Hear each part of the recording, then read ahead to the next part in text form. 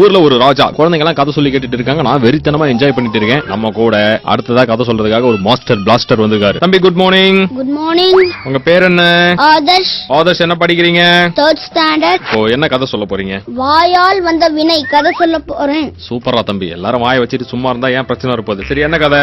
ஒரு ஊர்ல ஒரு புது பாலம் கட்டினாங்க. அந்த பாலத்தை திறக்கிறதுக்கு பெரிய பெரிய ஆபீசர்லாம் வந்திருந்தாங்க. குறுக்க ஒரு ரிப்பன் கட்டி அந்த ரிப்பனை கட் பண்ணி எல்லா காரும் போக ஆரம்பிச்சது. அந்த விழாவுல ஒரு பரிசு வச்சிருந்தாங்க. அதாவது அந்த பாலத்துல 100ஆவதா வர காருக்கு 10,000 ரூபாய் பரிசு அப்படின்னு சொல்லி. அப்புறம் டைம் ஆயிட்டே இருந்துச்சு. 100ஆவதா ஒரு கார் வந்துச்சு. எல்லாம் ஓடி போய் நிறுத்தி கங்க்ராச்சுலேஷன், நீங்க ஜெயிச்சிட்டீங்க, நீங்க தான் 100ஆவது காரு, இந்தாங்க 10,000 ரூபாய் பரிசு, பணத்தை வச்சு என்ன பண்ண போறீங்க அப்படின்னு கேட்டாங்க. அதுக்கு அந்த கார் ஓடிட்டு இருந்த ஆள் சொன்னா, முதல்ல இந்த காசை வச்சு ஒரு டிரைவிங் லைசன்ஸ் வாங்கணும்.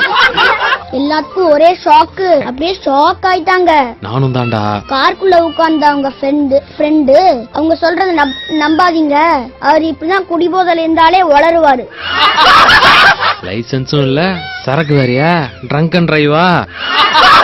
ஆபீசருக்கு கோபம் வந்துருச்சு. ஏண்டா லைசன்ஸும் இல்ல, குடிச்சிட்டு வர வண்டி ஓட்டுறியா அப்படின்னு கேட்டாங்க. காருக்குள்ள இருந்த இன்னொரு ஃப்ரெண்டு, அவன் அப்பதான் தூங்கி எழுந்தானா, அவன் சொன்னான், அதுக்கு தாண்டா அப்பவே சொன்னேன் ரோட்ல நிக்கிற காரு திருட வேணான்னு. ஓ, காரு திருட்டுக்காரா? ஆமா. அதுக்கப்புறம் போலீஸ் அவங்கள கூட்டிட்டு போய் நல்லா செஞ்சுட்டாங்க. இதுல நம்ம என்ன செஞ்சுக்கிட்டோம்? பேச வேண்டிய நேரத்துல பேசணும், சும்மா இருக்க வேண்டிய நேரத்துல சும்மா இருக்கணும். This is the moral of the story. Yes, பிரமாதம்டா தம்பி. வேற ஏதாவது கதை இருக்கா? இங்க பக்கத்து வீட்டு கதை சொல்லட்டுமா? ஏண்டா இல்லங்க, வாண்டடா வண்டி ஏறி வர மாதிரி இருக்கு.